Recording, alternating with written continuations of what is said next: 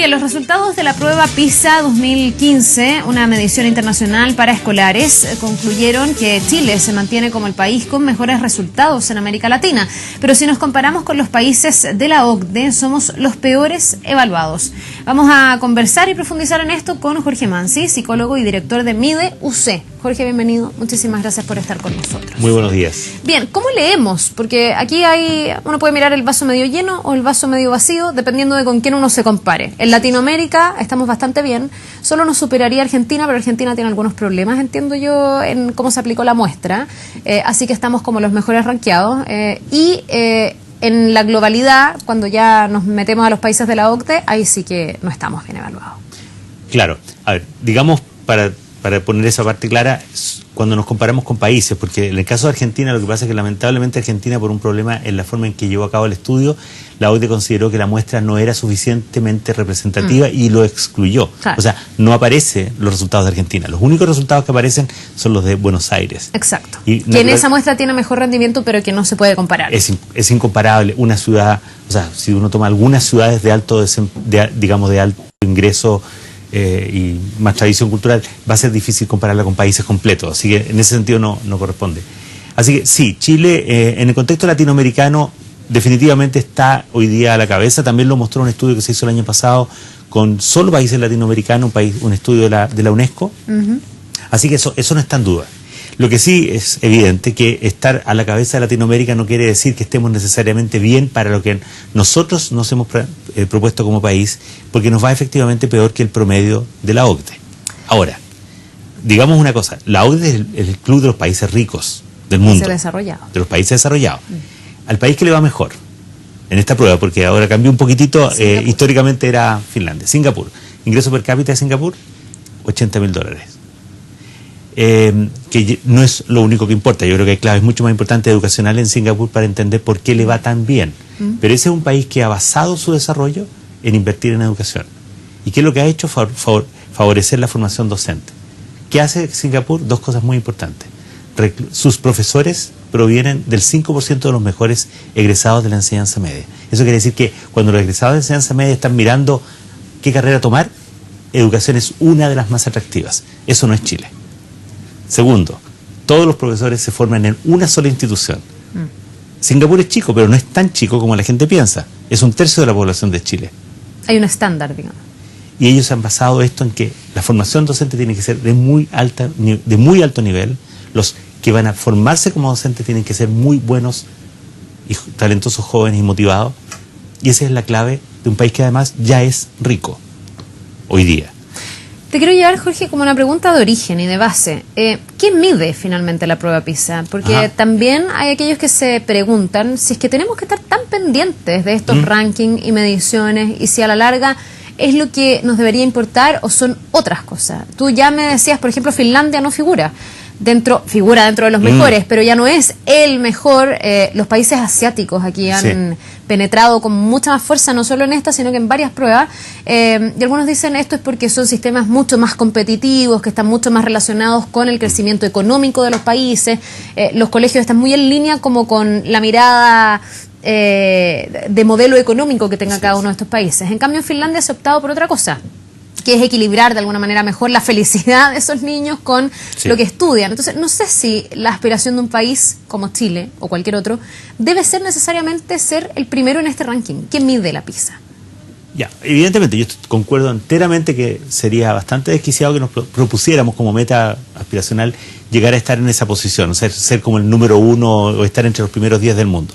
Lo que no es imposible, porque pensemos que hay países como, por ejemplo, ahora Vietnam, un país que estuvo en guerra hace ni siquiera tantos años, un país que tiene un nivel de ingreso per cápita parecido o incluso por debajo del nuestro, no estoy seguro exactamente la cifra, pero no es un país distinto en ese sentido y que le va muy bien. Pero no es el punto. Evidentemente los países asiáticos están muy arriba por razones culturales, el peso y la presión que se ejerce sobre los jóvenes para que les vaya muy bien y para que tengan mejores oportunidades de desarrollo futuro, llegan, digamos, a formas de preparación que son francamente lejanas de lo que uno llamaría sano. Nosotros queremos una formación más equilibrada, no solo importa lo cognitivo, por ejemplo, saber matemática, saber ciencia, expresarse bien. Uno también le interesa que los jóvenes se desarrollen de una manera más integral, que participen, por ejemplo, que se desarrollen como ciudadanos. Nosotros queremos jóvenes que tengan buenas habilidades sociales, que no sean agresivos, que creen una cultura de colaboración. Ahora, ¿PISA quién mide? ¿Mide lo puramente cognitivo? Mide principalmente lo cognitivo. O sea, eso es lo que usamos para la discusión pública. Sí, mide 3 cosas. O sea, mide 3 áreas: lectura, matemática y ciencia. Sí. Pero la definición de lo que ellos miden es habilidades para la vida. Este es un concepto que ellos mismos han ido construyendo con el aporte de expertos a nivel mundial. ¿Qué significa tener buenas habilidades en matemática? ¿Qué significa tener buenas habilidades en lenguaje? Ellos han entendido que esas 3 son como habilidades centrales de cualquier ciudadano del siglo XXI.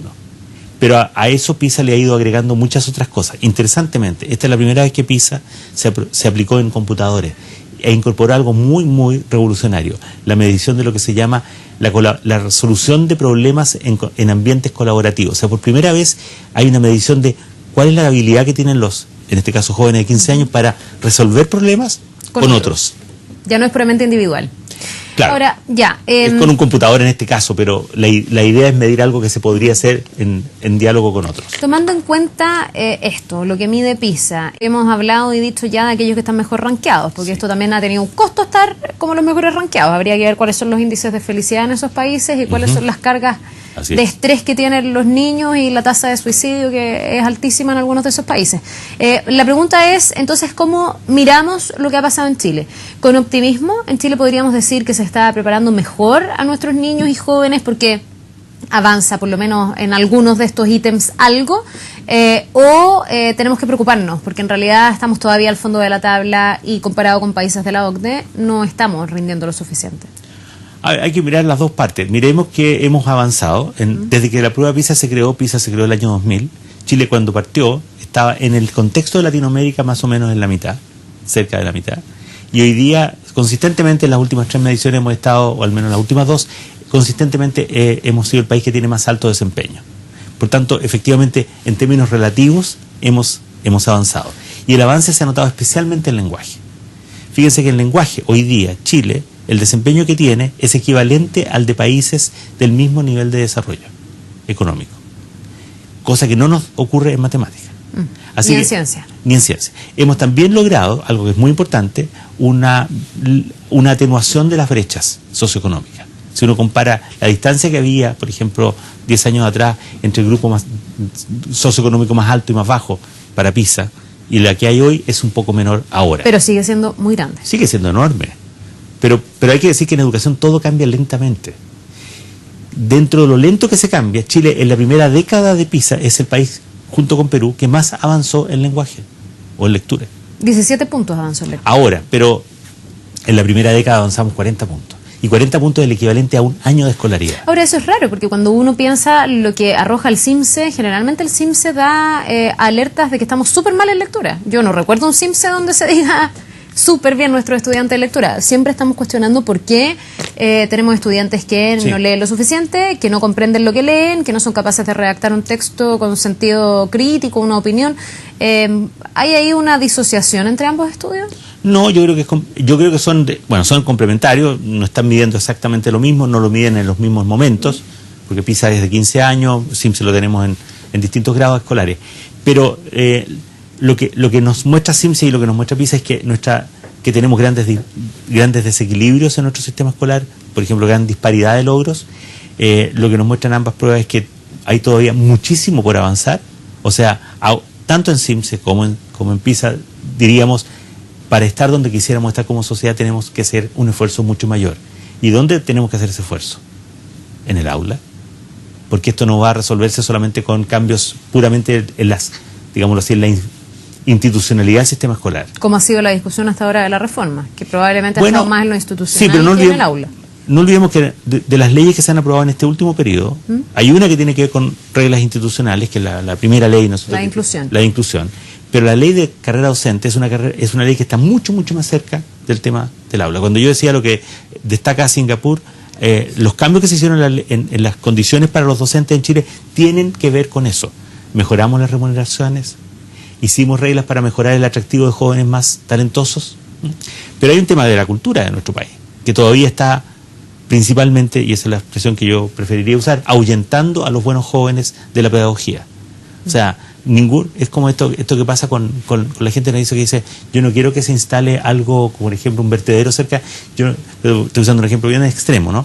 Que esté lejos, ¿no? Pero igual quiero que exista. Entonces, ¿qué pasa con la educación, con pedagogía? Las familias no quieren que sus hijos sean profesores, pero al mismo tiempo quieren que haya buenos profesores. ¿Y de dónde van a salir los buenos profesores si no son de alguna de las familias que todos tenemos? Ahora, yo me dedico siempre a hablar con muchos profesores, etcétera, y escuchaba también al presidente del Colegio de Profesores, o quien va a asumir, a Mario Aguilar, y él decía que de pronto era un error fijarse en pruebas como esta, que no podemos tener una prueba PISA, una prueba SIMS, o pruebas estandarizadas en general, como los indicadores de que vamos bien o vamos mal, porque finalmente esto se trata más bien de educar para la vida, para ser feliz, y no necesariamente para rendir o entrenar una serie de habilidades. ¿Cómo se hace eso? Porque también Chile siempre está mirando en qué lugar del ranking está, y las políticas se están tomando pensando en tener incidencia, por ejemplo, en estos rankings. Y esto es lo que va generando o dando la sensación de si vamos avanzando o retrocediendo. Sí, o sea, yo creo que, a ver, el extremo, estoy de acuerdo con Mario, creo que estaríamos todos de acuerdo en que para mí lo más importante como resultado del sistema escolar es que nuestros estudiantes egresen sintiéndose bien consigo mismos, que yo diría, sintiéndose capaces de asumir las responsabilidades y los desafíos del futuro.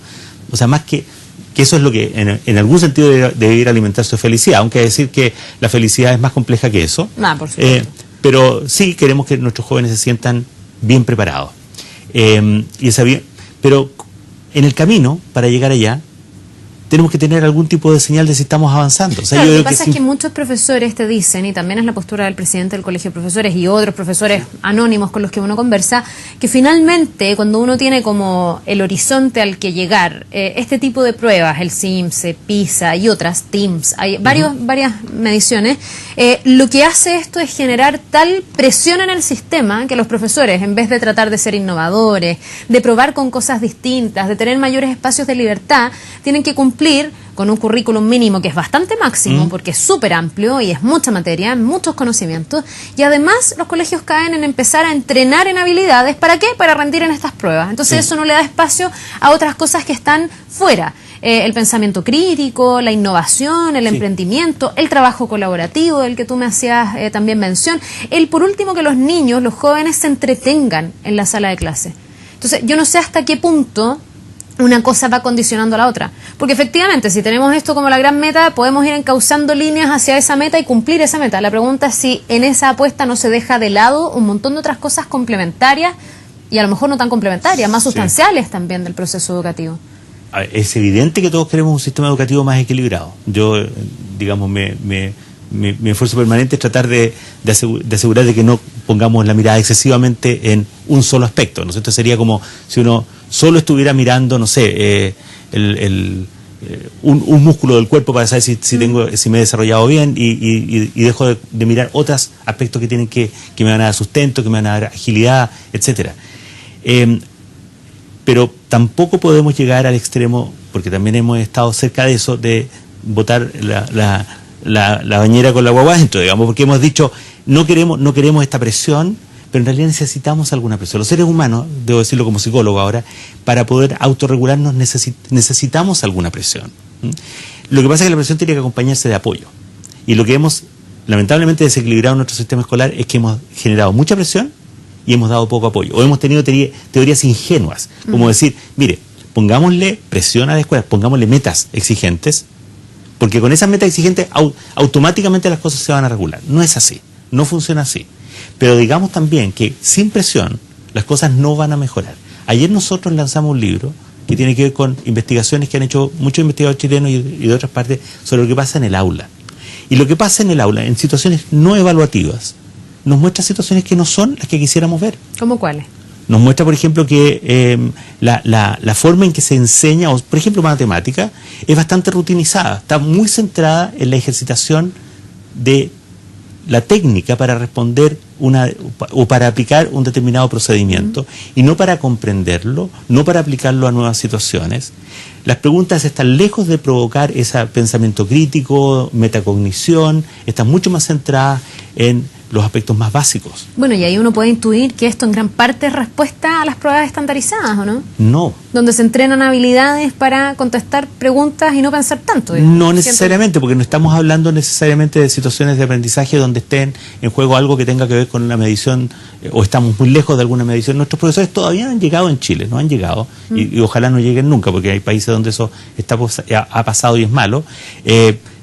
Transformando el aula solamente en una preparación para las pruebas. Pero estamos en el riesgo de hacerlo. Entonces tenemos que equilibrar las cosas. Lo que yo insisto es, no perdamos de vista que necesitamos tener algún tipo de indicación en el camino de si estamos avanzando. Mario, sí, pero también uno piensa, Jorge, perdón. Sí, también uno Mario, piensa, el presidente del colegio. Sí, me quedé con María Aguilar. Jorge, uno también piensa, ¿por qué todas las pruebas miden siempre las mismas áreas? ¿Qué pasa con niños que son buenos para las artes? ¿Qué pasa con niños que son buenos para la educación física? ¿Qué pasa con niños que les gusta la historia? Aquí se mide matemáticas, lenguaje y ciencias. Y siempre estamos mirando matemáticas, lenguaje y ciencias. Y cuando llega un niño con una buena nota en educación física, el papá le dice, ya, ok, pero ¿y cómo te fue en matemáticas? Ah, no, en matemáticas no fue mal, entonces todo es un desastre. Cuando tal vez ese niño tiene otras habilidades. Vemos que los currículums de los colegios, las mallas, los horarios de los colegios, muchas veces en sus horas libres de libre elección, digamos, dentro de la jornada escolar completa, las destinan al reforzamiento de matemáticas, lenguaje. Se ha pensado, por ejemplo, en sacar ramos como filosofía, que afortunadamente hasta ahora no se ha hecho, pero donde es el único, diría yo, ramo hoy día que propone pensar, argumentar, rebatir, debatir. Entonces, no sé si nuestra mirada está siendo lo suficientemente amplia. Bueno, si estamos pensando en otras competencias más allá de ser solo bueno para matemáticas, lenguaje y ciencia. Totalmente de acuerdo. Primero porque tenemos que ser inteligentes a mirar por qué están esas otras disciplinas allí en el currículum. Por ejemplo, ¿por qué rol cumple filosofía que no lo estamos midiendo? Y a lo mejor no necesitamos medir filosofía, pero filosofía nos entrega herramientas fundamentales para la argumentación. Nosotros, en este libro que estaba mencionando, varios de los capítulos se centran en la importancia que tiene la ejercitación de la argumentación en la clase para, por ejemplo, comprender ciencias, para por ejemplo, desarrollar el lenguaje. La posibilidad, todas las disciplinas tienen un rol que cumplir, y yo espero y confío, digamos, que seamos inteligentes como país para no desbaratarla. Yo tengo la experiencia como padre, uno de mis hijos, en realidad los 3 hijos que tengo, se le interesaron por las artes, pero uno de ellos claramente quiso dedicarse principalmente en este caso al teatro, y para él fue muy frustrante sostener su vocación, especialmente en la enseñanza media. Le digo muy bien ahora, perdón que lo diga, ha ganado varios premios como dramaturgo ahora, y en el reconocimiento que él hizo de por qué ha llegado donde está, reconoció a un profesor que tuvo en el lenguaje en la enseñanza media que reconoció sus talentos distintos y lo apoyó. Y para mí fue muy emocionante que mi hijo se diera cuenta que lo que él ha logrado ahora tiene que ver con algo que hizo un profesor en la enseñanza media, que nos valida el concepto de la importancia que tiene el profesor y valida la importancia de que la educación sea integral. Así que yo estoy en eso, pero eso no me hace pensar que tengamos que, por cuestionar la excesiva presión en matemática, lenguaje y ciencia, no me hace perder de vista de que esas son, lamentablemente, y hay que reconocerlo, habilidades centrales. Y cuando miramos qué es lo que nos dice, qué es lo que se va a necesitar en el futuro, cuáles son las profesiones que van a tener que van a ser más demandadas, son aquellas que tengan que ver con habilidad numérica, son aquellas que tengan que ver con la capacidad para negociar, argumentar, son aquellas que tengan que ver con las tecnologías. Entonces, matemática, lectura, lenguaje, ciencias son, querámoslo o no, esenciales para el desarrollo futuro. No son lo único, pero lo necesitamos también, y no lo podemos abandonar. Por pensar que tenemos que buscar educación integral, no podemos descuidar eso. Tenemos que hacer todo bien. Penosamente hay que decir que la tarea para adelante no es más fácil, es más exigente. Es más difícil. Bien, pues Jorge, muchísimas gracias por este análisis. Vamos a ir viendo cuál es el desarrollo permanente si vamos subiendo en estas pruebas, siempre con ese desafío, yo creo, de la integralidad que de a poco se ha ido metiendo también al colectivo, al concepto, también en la mente de los profes. Ojalá, sí. Que te vaya muy bien. Y a ti también, Carla. Que tengas un muy buen día. Vamos a ir a una pausa cortita, estamos de vuelta de inmediato con más.